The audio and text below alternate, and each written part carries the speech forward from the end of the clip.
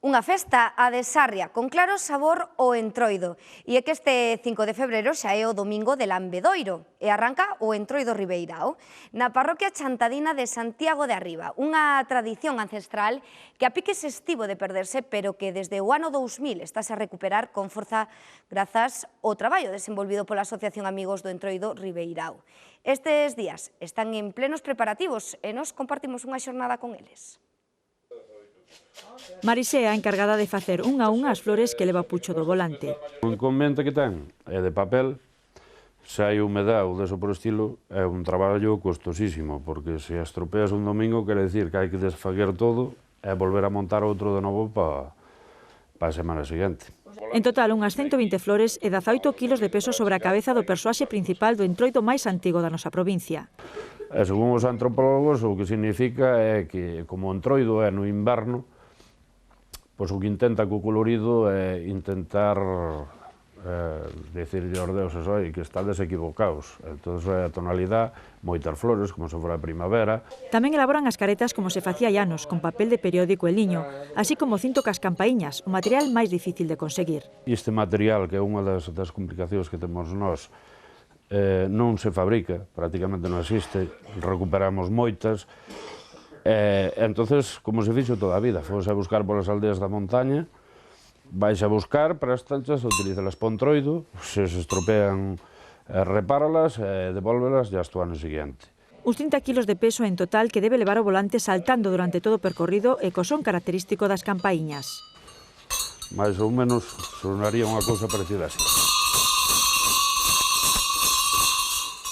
Pero, bueno, a base de saltar todo o día con elas. A tradición, como en Santiago de Arriba toda a vida, é que hai que cruzar as hortas. O volante, se non cruza as hortas, nin é volante, nin hai cosechas. Entón, en algún ano, pasar por os morteiros chega yo ao peito. Pero hai máis persoaxes. Nesta foto ensínanos o Maragato, vestido con roupas estrafalarias. Yo un cinturón a mau, e ese, digamos, que é o guardia dese entroido. É o que vigila que ese volante non se lle toque, ou todo personaxe que pertenece ao entroido, a xente da fora non se mete con ela. Chega un momento que se fai falta, pega. Juan Carlos, un dos que fixo posible que este entroido teña cada vez máis repercusión, non quere de todos os xeitos que se masifique.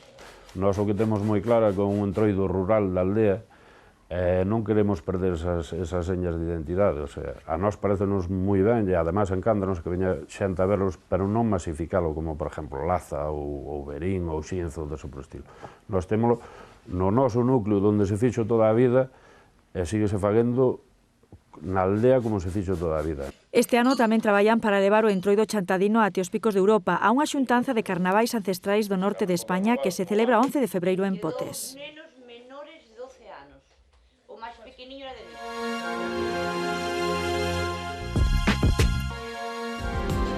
Alumnos do segundo curso dos ciclos de produción e realización da Escola de Imaxe e Son da Fundación TIC rodaron esta semana a curtametraxe Proxecto Campana. O traballo forma parte do proxecto de fin de curso O igual que Postmortem, a cinta que se gravou a semana pasada en diversas rúas de Lugo. A curta conta a historia en forma de falso documental do día a día do doutor Campana, un psiquiatra que trata a pacientes con extranos síndromes. A gravación desenvolveuse en diversos puntos da cidade de Lugo e no Hospital de Castro Ribeiras de Lea. Na cinta participan Alberto da Sinda, actor de importantes series como Matalobos ou Libro de Familia, así como Xosé Manuel Felpeto, recoñecido profesor de teatro no papel protagonista. A tradicional danza da cervela é un dos atractivos do Incio, que recollerá a primeira guía turística deste concello. Para a súa elaboración, contarase coa participación dos veciños. Están previstas un total de 8 reunións na Casa Consistorial e en varias parroquias. Pretende ir máis aló dun compendio de lugares de interese e dar cabida ao patrimonio inmaterial como as lendas ou estas tradicionais danzas. O obxectivo desta iniciativa é a potenciación do turismo como un recurso económico. A tirada inicial será de 200 exemplares. Xermade acolle este domingo a segunda edición do Troco non Merco que organiza a Asociación Revolta Natural de Cospeito en colaboración coa Asociación de Mulleres Rurais Amaruxe. Trátase dun mercadiño no que non é necesario ter cartos senón algo que cambiar. A cita desenvolverase no local que Amaruxe ten xunto á igrexa parroquial. Comeza ás 12 do mediodía. O Centro Sociocomunitario da Terceira Idade en Vilalba organiza un obradoiro de memoria que comezará o 5 de marzo. O curso desenvolverase ata xuño e retomarase de outubro a decembro. As clases serán os luns de 4 a 7 da tarde. Teñen un prezo de 5 euros o mes. Hai un límite de 30 prazas. Todos os interesados poden apuntarse xa no centro. Ata o 1 de marzo estará aberto o prazo para participar no terceiro certame de narrativa xuvenil Entre Iguais e o segundo certame Toda unha vida, que organiza o Concello de Lugo. Os traballos poderán presentarse na Casa da Muller no Uxío Novoneira. No primeiro caso, o obxectivo é promover o valor da igualdade entre homes e mulleres dende a infancia.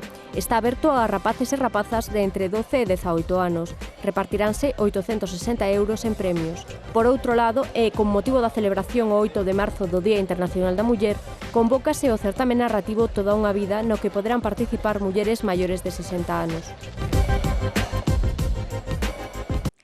5 das mellores compañías galegas estatais participarán dende este domingo día 5 ata o día 14 na 12ª Mostra de Teatro Clásico de Lugo. Nesta nova edición do certame, algunhas das representacións contarán con música ao vivo e escenografías impresionantes. Este ano, o Concello rebaixou o prezo das entradas e reduxo o orzamento da mostra en 35.000 euros, sen que diminúa a calidade. Sobre o escenario do Auditorio Municipal Gustavo Freire poderán verse montaxes clásicas, contemporáneas e mesmo comedias sobre textos e literatos universais. Creo que é unha programación variada, de un alto interese, de alta calidade que vai satisfacer os gustos dos amantes do teatro en Lugo. A compañía Bascaúr Teatro será a primeira en subir o telón da mostra. Unha versión moi moderna do Macbeth, feita pola compañía Urteatro, dirixida por Elena Pichel, que é a máxima referente no que é o teatro de Shakespeare a nivel estatal. Os clásicos continuarán o día 8 coa posta en escena da Celestina a cargo da compañía Secuencias 3. Pezas como a Celestina, un clásico da literatura española, na que destaca a presencia de Gemma Cuermo como protagonista. As compañías galegas chegarán ao Gustavo Freire o día 6 coa representación de Shakespeare para ignorantes e o día 14 con Auto da Sibila Casandra. Versións moi cómicas do propio Shakespeare, a que nos van facer o grupo galego Mofa e Befa, ou tamén de Xil Vicente, unha representación que destaco porque o grupo Nao de Amores é un dos máis importantes da escena do teatro clásico a nivel estatal.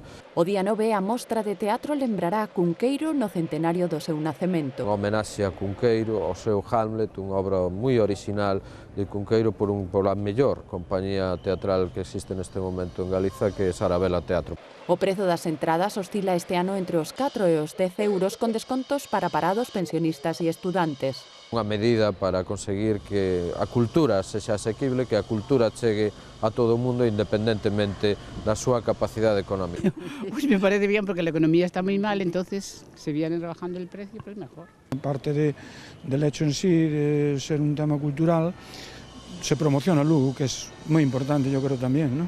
As 5 representacións terán lugar ás 8:30 da tarde no Auditorio Gustavo Freire de Lugo.